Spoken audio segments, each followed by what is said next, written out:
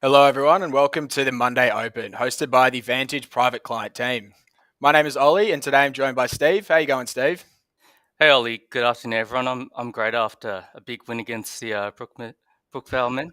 Oh, I don't want to hear that. All right, so moving into the agenda for today. Sorry, for anyone who's been here before, this will all look pretty familiar.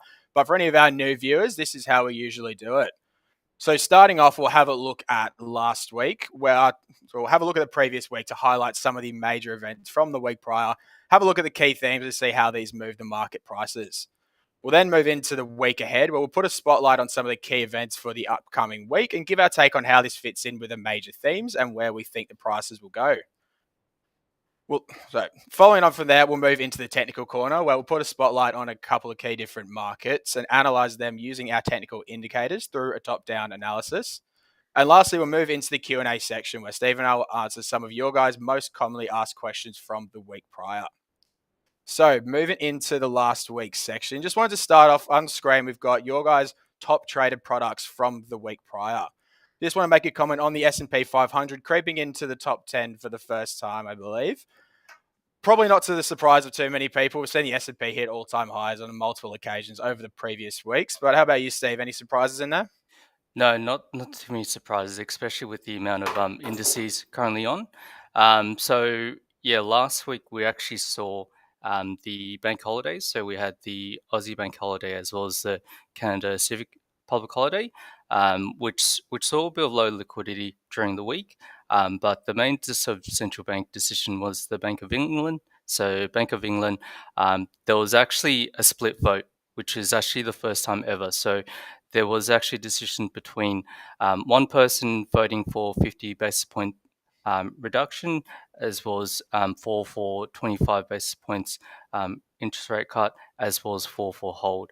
So it was the first time ever in the history that that's occurred. So Alan Taylor was the only dissent that was worried about recession after basically their inflation spiking in June to 3.6, which is well ahead of their sort of 2% target. Main concern is around the food prices. So the hawkish statement was pretty much a surprise for the market. So we would have seen the pound, for example, be fairly weak across a lot of the different sort of paired currencies. But towards the end of the week, it really spiked, especially after the hawkish statement as well as a vote. So pretty interesting to see. So that probably wasn't shared too much on the UK equity market. So we did see some comments from the Bank of England Governor Bailey following the Bank of England decision. So really echoed or emphasized uncertainty around the timeline for future rate cuts. And as a result, we did see a decline on the FTSE 100 broadly across the board. So we did see a decline of 0.62% on the day following the Bank of England decision, and as a result of that, we did see it overturn a lot of its weekly gains to finish the week down 0.08%. So while the weekly performance on the FTSE 100 wasn't necessarily a true reflection on the sentiment following the Bank of England decision, those comments definitely did dampen the outlook for business growth and UK equity prices as a result. No, definitely. It was quite interesting to see the correlation between not only the pound itself rising as well as equities falling. So I'm not too surprised about that. When you actually look at, for example, the US data, the recent of non-manufacturing ISM, so Institute of Supply Management, we actually saw that combined with the US employment data, which was weaker than expected. So we actually saw the weakness in the Australian dollar. And basically, there's looking to be about 88.4% of the next of interest rate cut, which is in September. So just to give context, there is no meeting in August. So the next of hike will be basically September, the next of meeting that the US actually resumes. So it'll be interesting to see with that. The other things we also saw was around the Chinese exports. So basically higher due to the shippers rushing, especially with the products before the sort of tariff deadline. So the fast approaching tariff deadline. That's why where a lot of people are just trying to ensure that they're able to meet the sort of agreed framework, just in case there's any sort of increase. So it was interesting to see with that how it results with a lot of the sort of tariff impacts. We also saw closer to home, the Aussie exports hitting an all-time sort of high, especially with beef. So to give you context, there was 150, over 150,000 tons worth of beef being exported. US obviously ordering quite a bit because of McDonald's, for example, but it was quite interesting to see that a lot of the impacts of tariffs are to, for example, ourselves as well as places like Brazil, for example. So we see that with Brazil having a 50% tariff, it means that the impact of their sort of output is that US is actually going to be really focusing on not only Aussie beef exports, but also Argentina, Paraguay, and Uruguay. So interesting with those sort of developments coming in. From the tariffs as well, we also saw that mainly all of it came into effect last Thursday, so the 7th of August. The average being 17.3%, which is actually the highest since 1935, which was during the Great Depression. So it's really showing the sort of impacts. But right now, I think the impacts are kind of absorbed by businesses that don't want to actually pass on the consumer price that's going to, like the true costs. Yeah, Because I think we definitely saw that, especially coming from Apple during the week as well. So we did see we got it on there, the key events. We got Trump had a meeting with the Apple CEO Cook. I think we kind of see how the businesses are starting to react to these tariffs coming in. So Apple went in there; they've agreed to spend 600 billion in the US over the next 4 years. As a result, they gained an tariff exemption on the iPhones made in China as well. As a result, we did see traders were very quick to react to that headline, and it was very much a buy Apple sentiment. Apple concluding the week up 13.33%, which is its largest week on week gain for all large cap stocks for the US. This also was a large contributor to the gains on the NASDAQ in particular, which finished off the week at a record high close. You find that one quite interesting on there for the tariff for the US, I guess. All yeah, right. Awesome. All right, so moving into the this week's section as well. So starting off the week, we've got the Japanese Mountain Day holiday today. Steve, are we expecting any impact from that? Yeah, I mean, there is going to be a lot of lower liquidity.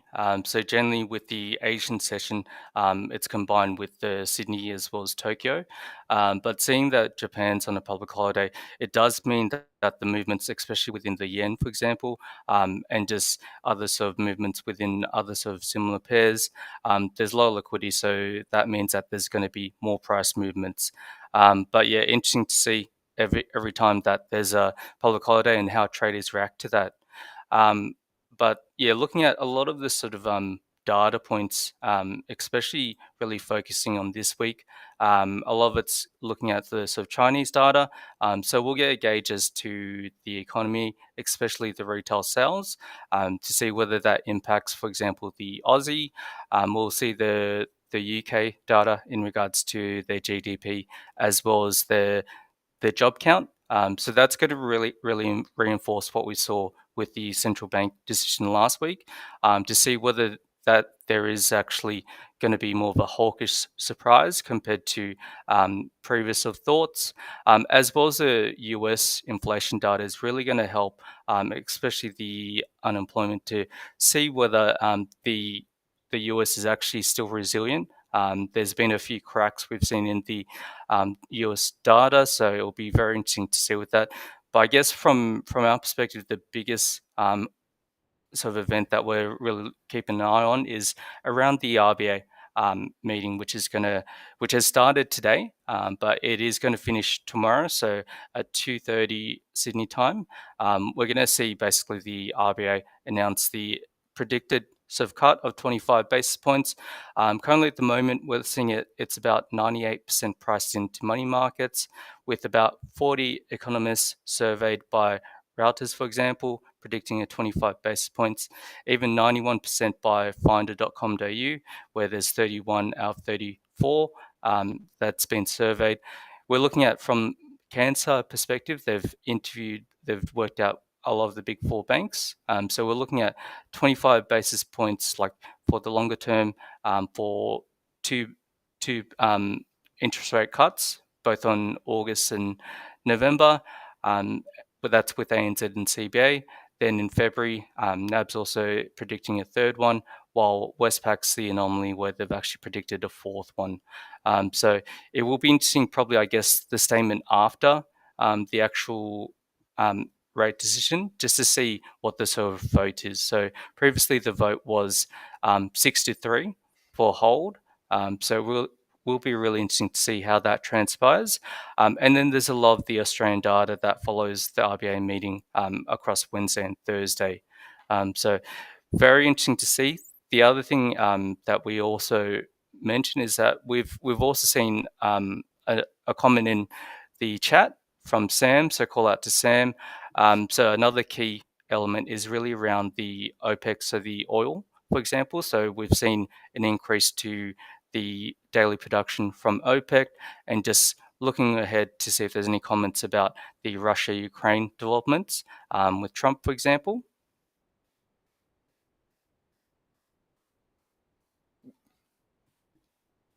And yeah, and just also a quick sort of snapshot. We're looking at the Australian unemployment data. So a lot of that sort of data is going to really focus on the employment numbers. So to give you this sort of graph gives you an indication of where we're at compared to previous sort of years.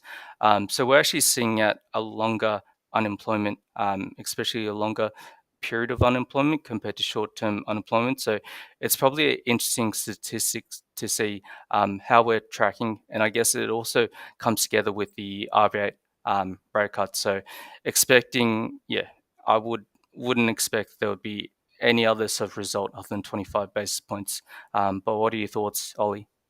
Well, I think the market's already starting to price it. Well, I mean, we're already priced in the 25 basis point cut, I believe, on the ASX. We did see it hit all-time highs last week, or touch on the all-time highs. I think it started off this week pretty strong. So it seems like everyone's more or less forecasting that one in. I wouldn't expect too much sway away from that one, more just in terms of confirmation of how far they want to cut the basis points. As you mentioned, Westpac in particular, they're expecting 4 rate cuts over the coming months. Westpac chief economist as well has come out through Bloomberg expecting a unanimous decision to cut rates at this meeting, stating that the inflation data, as you mentioned, acted as confirmation that the inflation is back on track in Australia. So yes, we'll kind of see how that one goes. The Australian dollar is still strengthening, so honestly, can't complain at the moment. Let's see. It's time to book a holiday. Alrighty, so moving into the technical corner now. I'll just share my screen with everyone now. Just bear with me for one sec. So the first market I wanted to touch on here is gold. So I touched on gold a couple weeks back. So I thought it is worth us reassessing to see where we're at now and give a little take on where we're expecting it to go. So what you're seeing on your screen now is gold against the US dollar on the weekly chart. So we can see it is in a upward trending market, highlighted by the ascending triangle line we've just got here. We can see it has touched on this psychologically significant or historically significant resistance price on the 34.34 a couple of times throughout the previous months. We can see a little dip below on this upward trending line just here. It has since bounced back up for where we are now. You can see on the RSI as well as the MACD, they are slightly angling down, which is still pushing towards a bit of a period of consolidation. But I think if we look into the daily chart, we can get a bit of a better understanding of where we are sitting. So for where we are seeing now, we can see it, we did break below this upward trending, so the ascending triangle line just here, did find support at about 32.80 mark, and it has since bounced up to where we are sitting now. However, where I do think this is quite significant is that we did see a significant drop below the 50-day moving average. And looking on historical examples from this year, we can see on each occasion when it has touched on the 50-day moving average, we have then been followed by a push up to test on that resistance price as mentioned before there. So I believe last time we did see it break below, we could see it did come up, have a little bit of a resistance here, traded back down towards the moving average, and then challenged on for an all-time high. A swing high on close, sorry. So I'm looking at the chart here, I'm thinking it's going to be the exact same one. We can see it started off the week, prices are down a little bit. So for where prices are sitting now, I'm looking for it to come back down, test around its 50-day moving average again. If we see it find support here, I would be looking for an entry into a buy with a challenge towards new highs for a close. If we see another breakdown below, we could see it edge a little bit further down, perhaps towards this 32.74 price point, which has acted as a support on multiple occasions over the previous months. So for the moment, as I said, we're still just looking to see where it is. I'm looking for the price to come down, get a signal to basically get an indication if the buying momentum is still in play. So the next market I wanted to touch on is the Hang Seng, or the Hong Kong 50. So looking on the daily chart starting off, we can see we do have an upward trending market. See, it looks like it has been trading within this uptrending market, on the grey or the green box here, has been pretty respectful of this range. You see it has bounced off the lower levels, come back up towards the middle of the range, and it is up. Also on that, we are seeing a rising support price as well as a rising resistance. So it is looking very much in play. I've highlighted on here its previous swing high resistance price. And we can see where the price action is towards the middle of July. We see a break above this previous resistance. Break above the previous resistance, find another resistance, come back down and trying to use this previous resistance as a support. It looks like it has found support just below, traded up, and is now going through a bit of a consolidation period going sideways. So if I switch this into the 4-hourly chart now, get a bit of a better understanding of the price action for where we are now. I can see the moving averages are going sideways on there, not giving a massive indication on there. However, I want to highlight the RSI as being quite significant. We have seen a crossover on the 4-hourly for that one, which is indicating to me that there is some selling momentum in there.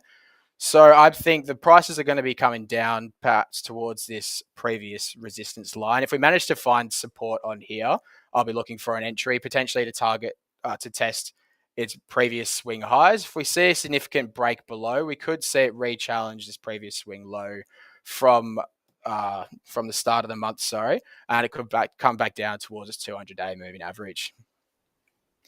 Okay, so that brings us on to the end of the technicals. So moving into the Q&A section, Steve, would you like to go away with question one?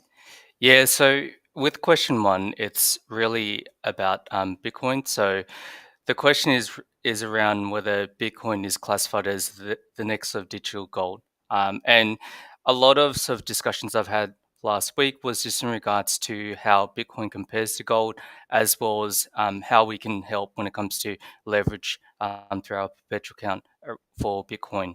But to give you some sort of comparisons, I mean, Bitcoin, for example, has about 400 billion worth of daily volume, so liquidity during the day, compared to FX, where it's about 7.5 trillion on a daily basis. So there's a lot more liquidity with FX, for example, and in order to get in and out of gold positions, it's very liquid, so it's very easy to get in and out, as well as it doesn't impact the market so much compared to low liquidity.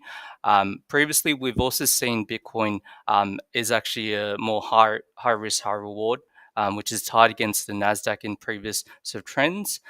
So there is an increasing correlation between both gold and Bitcoin. So more people kind of swapping in between both as a sort of asset. But I would say that Bitcoin is still classified as a risk on asset, while gold is a risk off as a safe haven. Within Bitcoin, it's still being tested. So throughout time, gold has existed since 4000 BC. So compared to gold, Bitcoin really hasn't been tested. Plus, obviously, the practical everyday use of gold when it comes to jewelry, coins, etc., while Bitcoin's only payment. The advantage that I guess with Bitcoin is that the supply is limited. So there's a 4-year halving where basically there's a reduce in the actual current market cap, and gold is still being obviously mined throughout. So there is those sort of comparisons. I still personally think there's a long way till we can call Bitcoin as the next sort of digital safe haven asset. But there's a lot more people basically including Bitcoin when it comes to their sort of portfolio, so a certain percentage. And with traders, it's all about making sure you've got that relevance of risk management strategy in place to ensure you lock in any sort of profits. But yeah, that's my sort of thoughts on whether it is the next digital gold. there's probably a bit more time to tell. Right, the regulation on those markets in the States is definitely helping to get to that point, isn't it? That's completely correct. Unreal. All right, so moving into question 2. So, question is, why is the Australian dollar so heavily influenced by Chinese data? Long story short, it's because China is Australia's biggest exporting or trading partner. So, as a major exporter of raw materials, the Australian economy is very dependent on global demand for commodities, particularly from China. So, the data which comes out of China will have a notable impact on China's trade volume, which in turn directly impacts the AUD's trading volume. So, any data pointing toward economic expansion from China will increase the demand for Australian commodities and drive up the prices as a result. And historically, the AUD has benefited from this. So, if the data points towards a cautious or contractionary trade policy, then there will be less demand for Australian commodities, which in turn will weaken the Australian dollar. Okay, so that brings us to the end of the video. A recording of this live stream will be posted on YouTube following its conclusion, as well as posted in the VIP chat room, as well as our Telegram group as well. For anyone who's looking to reach out to us, please reach out in the VIP chat room. Steve and I are in there all day, every day, along with a number of analysts from the Everest Fortune group. As well, for anyone who's looking to get in touch or find any more information about our Telegram group, please feel free to reach out to us directly. Well, that's all from me. Steve, catch you a bit later. Nice. Thank you, everyone. Enjoy your day.